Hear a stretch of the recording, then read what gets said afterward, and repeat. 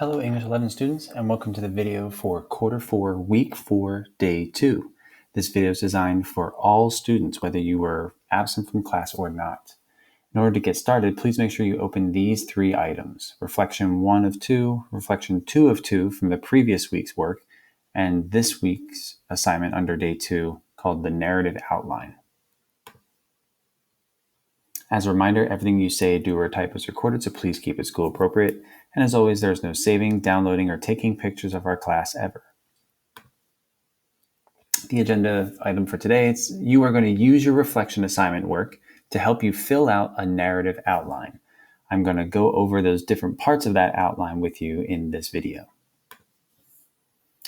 Okay, so to get started, you'll need to click on this week's date and open the narrative outline itself. Then you'll want to go to last week and week 1, I think it's week 1 or possibly week 2, to open the two reflection assignments. There was one called Reflection 1 of 1 and Reflection 2, 1 of 2 and Reflection 2 of 2. Please open all three of those items in separate tabs.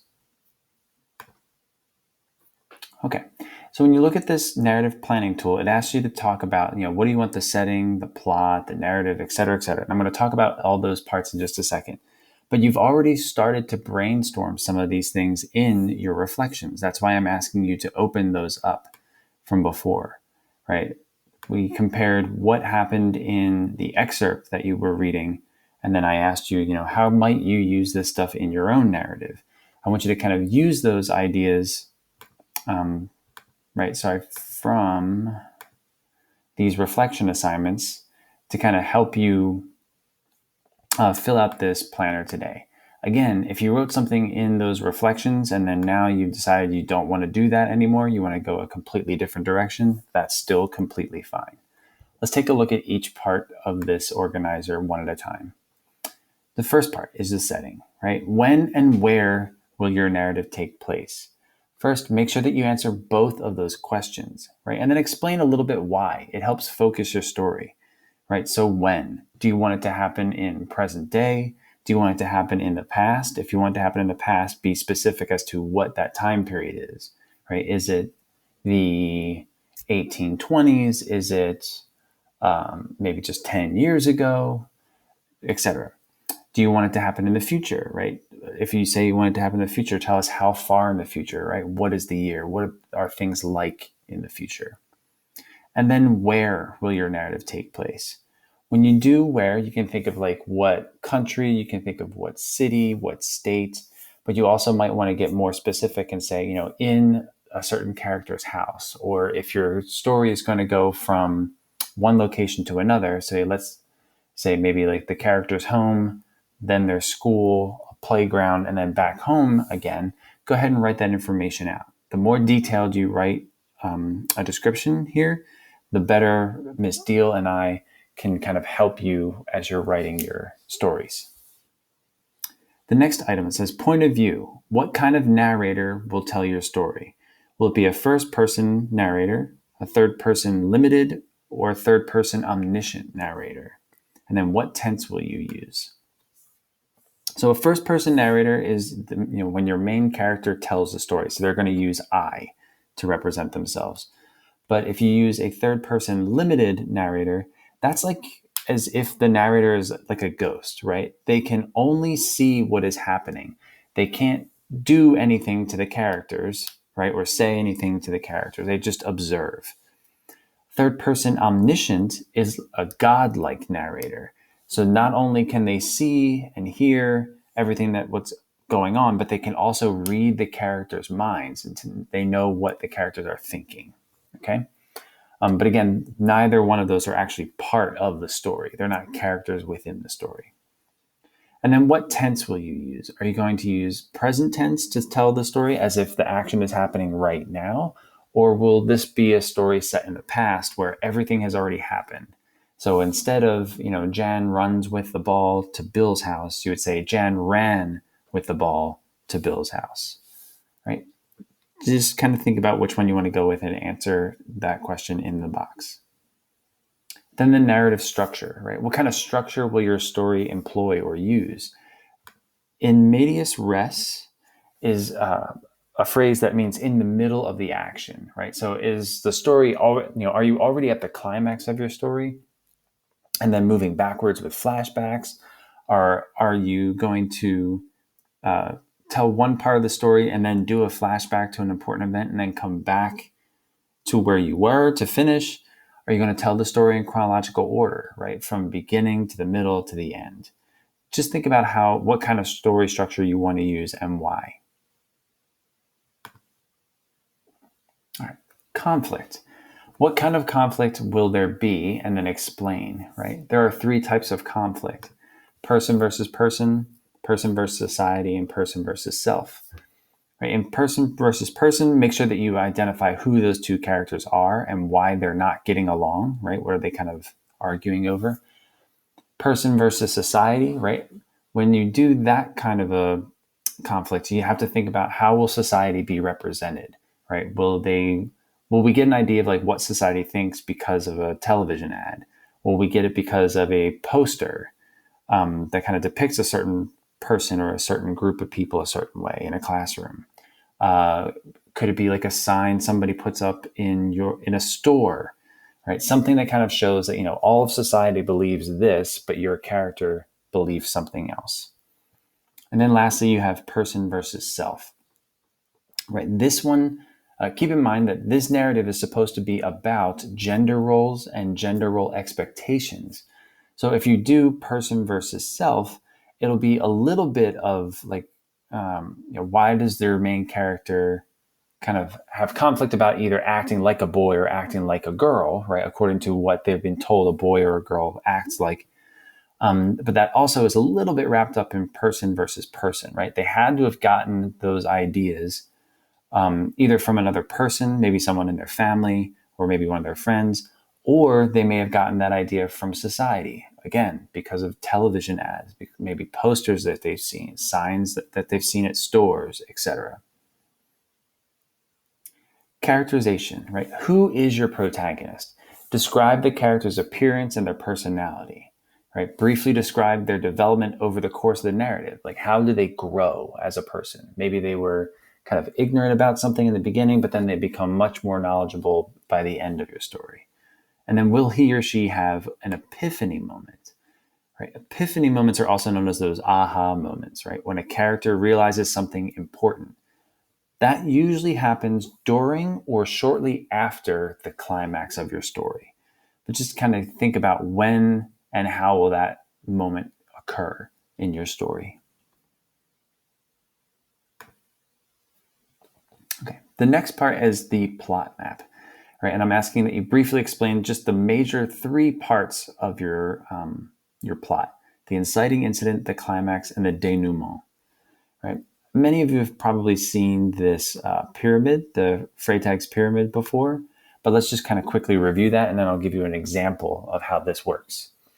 So you have exposition, inciting incident, rising action, complication, and then the climax of the story, right? The most important part. Then there's a reversal and falling action, your resolution, and denouement. If we use the example of the story of Little Red Riding Hood, okay, the exposition is in the beginning of the story when they explain, right, that Little Red Riding Hood loves her granny very much and makes her food. Sorry, here we go. And makes her food for her, but Granny lives far away in the woods, right? And Little Red Riding Hood is told never to go into the woods by herself. The inciting incident, right? Little Red Riding Hood does go into the woods by herself to go to her grandmother's house, and she comes across a wolf. The wolf sees Little Red Riding Hood, but she rebuffs him, right? She basically says, like, get away from me. He then becomes angry at her and wants to eat her. Next, you have, that's the inciting incident, right? That's what really gets the story going. Next, you have the rising action, right? What is leading up to the climax of the story? So in this case, right, the wolf runs to Granny's house to kill her, dresses up like her, and then to trick Little Red Riding Hood, right? So that's the rising action. The climax of the story of Little Red Riding Hood is that whole, oh, what big teeth you have, Granny, right? Oh, the better to eat you with, right? And then the wolf lunges after Little Red Riding Hood and she screams, right? So all of the rising action is all the stuff that leads up to the climax, the most important part of your story. After the climax, you have the falling action. The falling action is the huntsman, a hunter in the woods who, yeah, he hears Little Red Riding Hood screams, and he comes into Grandma's house and kills the wolf with his axe. Then you have the denouement, or the end of the story, right? How does everything kind of get wrapped up in the resolution? Little Red Riding Hood promises to never go out into the woods on her own ever again. Okay? So this structure is present in every single story you've ever seen. It may not, this is done in chronological order, right? First the exposition, then the rising action, then the climax. If you're doing one of those flashback moments, right, your story might start at the climax, then flash back to the exposition and inciting incident, then the rising action, then flash forward again to the climax, and then do the falling action. Okay, but everything basically follows the same plot structure. So notice that the planner only asks for the inciting incident, right? What kind of gets things started, the climax of your story, and the denouement, or how does everything end. You may want to roughly sketch out the other parts as well, like I just did in that sample in the previous slide. It makes writing your story much easier later, right? You won't forget a part. The next part of your planner is for dialogue, right? Will your character speak in a particular dialect? Will they speak with an accent? Will they sound like they're from a certain part of the world or a certain part of the country, etc.? Will your characters use words in a language other than English, right? Maybe some of your characters will speak Spanish or French or German or Italian or whatever, and maybe your main character doesn't speak that language, or vice versa. Your main character speaks Spanish, but the other characters don't. All that's fine. I just kind of want to know how that will work in your story. How many characters will have dialogue in your story, and what purpose does each character serve? Right? What's the point of having those characters talk? Not every character needs to talk. So for example, right, from Little Red Riding Hood, right? Little Red Riding Hood talks like a young, overconfident girl, right? She has to have a short, rude conversation with the wolf. Oops. Sorry about that. I noticed my spelling error. She has to have a short, rude conversation with the wolf so that he gets mad at her, right? That's an important piece of dialogue. The wolf needs to sound creepy, right? He needs to talk like an old woman when he's in disguise and use words like dearie or my sweet. The most important dialogue in that story is the, what big eyes you have, what big ears you have, what big teeth you have, grandma conversation, right? And that's all done to build suspense. And then lastly, for important dialogue in the story is the huntsman, right? I actually don't want him to talk, right? The huntsman doesn't say anything. He just gives Little Red Riding Hood a look after he kills the wolf to let her know that none of that trauma would have been happened if she had just done what her parents told her and not travel alone. Okay, so again, not everybody has to talk in your story, but if they're not going to talk, you may want to kind of also note that, just like I did here about the huntsman. Another suggestion, right, is you might want to write out the most important dialogue or the most important conversation in your story. Again, it's all about helping you focus, and so that you don't leave something out by accident. So, for example, right, I could write out that conversation. My, what big eyes you have, Grandma, said Little Red Riding Hood. Right, skip a space, go down to the next line. Oh, said the wolf in disguise, the better to see you, my sweet. Stepping closer, Little Red Riding Hood remarked, and your ears are so large and pointy.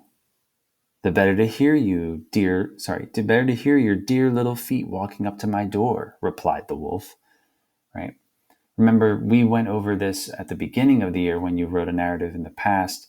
You use quotation marks to show when somebody is speaking. You put a comma between that and the attribution, right? That lets us know who is saying it and how they're saying it, right? So said Little Red Riding Hood. And you can put the quote at the beginning of the sentence, or sorry, the dialogue at the beginning of the sentence and the attribution at the end. Or you could break it up, like in the second example here. Or you could use the attribution first and then put in your dialogue. Okay, so this would be a good slide to return to, or a good part of the video to come back to and hit pause if you wanted to look at an example of dialogue and make sure that yours is formatted the correct way. Okay, again, if you have questions, please make sure that you're asking Miss Deal or the sub. The more questions you ask, the better, more help we can give you, and the better your performance will be on the assignment. All right, and that is everything for this video. Thank you for watching. You're going to continue working on that assignment. It is due before midnight next Wednesday.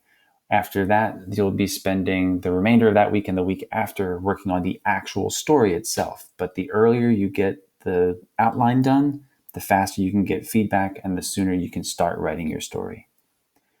As a reminder, student support is available from 7:45 to 8:45 in the mornings, and your Wednesday academic check-in time is from 10:30 to 10:50. Thank you very much for watching.